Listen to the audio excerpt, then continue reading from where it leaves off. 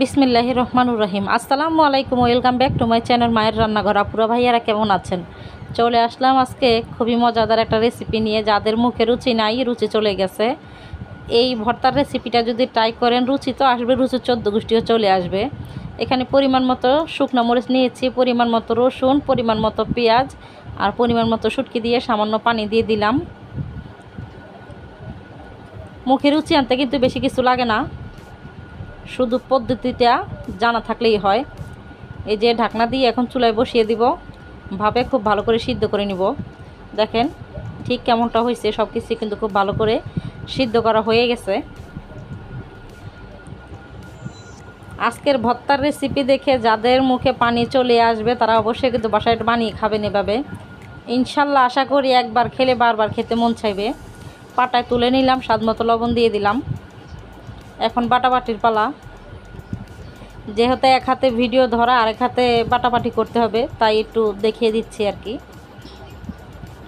তারপর বাকি বাটাবাটিটা করে নিব। বিশ্বাস করেন, এই ভর্তা করার পরে আমি যে কতগুলা ভাত খাইছি আল্লাহ ভালো জানে।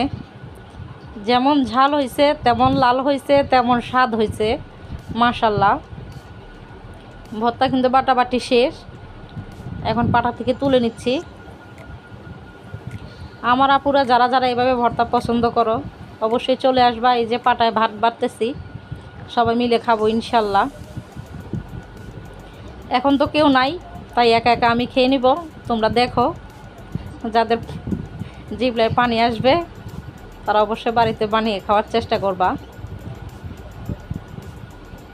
আপুরা ভাইয়ারা কে কোথা থেকে আমার ভিডিওটা দেখছেন, এই যে আমি কিন্তু খাওয়া শুরু করে দিলাম বিসমিল্লাহ বলে।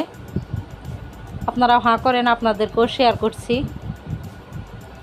অনেকেই দেখি এভাবে পাটায় ভাত খায় আর ভিডিওটা করে, তাই আমি একটু করে নিলাম, আপনাদের সাথে শেয়ার করলাম।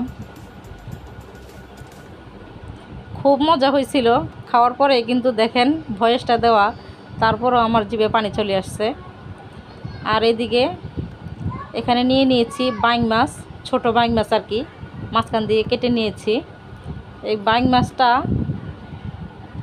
ভুনা করলে দুপুরে তো পেট ভরে ভাত খাবেন, তারপরে পরে আবার খুঁজবেন যে বাইং মাছ কি শেষ হয়ে গেছে। এখানে একটা কড়াইতে তেল বসিয়ে দিলাম, দিয়ে দিলাম বেশ কিছুটা পেঁয়াজ কুচি, যে যার ইচ্ছা মতো দিবেন। পেঁয়াজটাকে একটু নরম করে নিয়েছি ভাজতে ভাজতে। এখানে দিয়ে দেব এখন পেঁয়াজ রসুন বাটা, 1 চা চামচের একটু বেশি দিয়েছি পেঁয়াজ রসুন বাটাটা।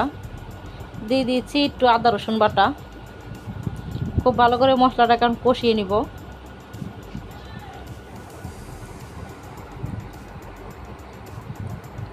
মশলাটা কষানো নেওয়া হয়ে গেছে, কাঁচা গন্ধটা চলে গেছে। দিয়ে দিলাম স্বাদ মতো লবণ, 1/2 চা চামচ হলুদের গুঁড়া, 1/2 চা চামচের মতো মরিচের গুঁড়া। ঝালটাও যার যার ইচ্ছা মতো দিবেন, যেহেতু গরম পড়ছে তাই ঝালটা কিন্তু একটু কমিয়েই দিলাম। 2-3 মিনিট একটু ভেজে নিয়ে দিয়ে দিলাম পরিমাণ মতো একটু পানিটা দিয়ে খুব ভালো করে এখন আবার কষিয়ে নিব, যাতে মশলার কাঁচা গন্ধটা একেবারে চলে যায়। এই যে খুব ভালো করে কিন্তু কষিয়ে নিচ্ছি, তেলটা কিন্তু উপরে উঠে আসছে। এখন দিয়ে দেব বাইং মাছগুলা। এভাবে বাইং মাছ ভুনা খেতে কার কার ভালো লাগে কমেন্ট করে জানাতে পারেন। আমার আপুরা কে কোথা থেকে ভিডিও দেখছো আমি তো জানি না, অবশ্যই কমেন্ট করে জানিও কে কোথা থেকে দেখছো। দেশ এবং দেশের বাইরে থেকে যে যেখান থেকে দেখছেন সবার জন্য অনেক দোয়া ভালোবাসা রইল। মাছটাকে 2-3 মিনিট কিন্তু আমি একটু কষিয়ে নিচ্ছি।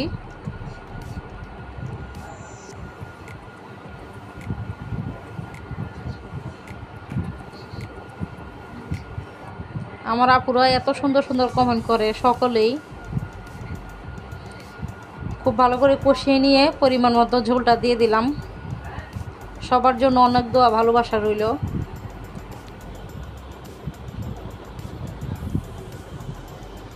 আজকে দুপুরের খাওয়া কিন্তু একেবারে জমে গেছিল।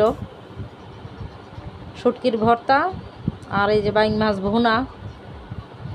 অবশ্য আমরা সকলেই শুটকির ভর্তা দিয়ে ভাত খাইছি, বাইং মাছ ভুনাটা তেমন একটা খাওয়া হয় নাই।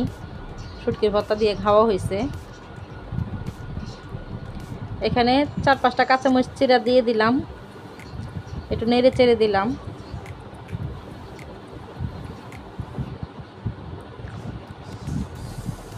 নতুন আপু যারা আছে অবশ্যই দেখে কিন্তু রান্নাটা শিখে নিবা, সকলকে রান্না করে খাওয়াবা, ইনশাল্লাহ দেখবা সবাই পছন্দ করবে। রান্নাটা কিন্তু প্রায় হয়ে গেছে, আমার মাখো মাখো ঝোল হয়ে গেছে। কতটা লোভনীয় লাগতেছে দেখেন, মাশাল্লাহ। সবাই ভালো থাকবেন, সবার জন্য অসংখ্য দোয়া ভালোবাসা রইল, আমার জন্য সবাই দোয়া করবেন। রান্নাটা কেমন হলে অবশ্যই কমেন্ট করে জানাবেন। আল্লাহ হাফেজ, আসসালামু আলাইকুম।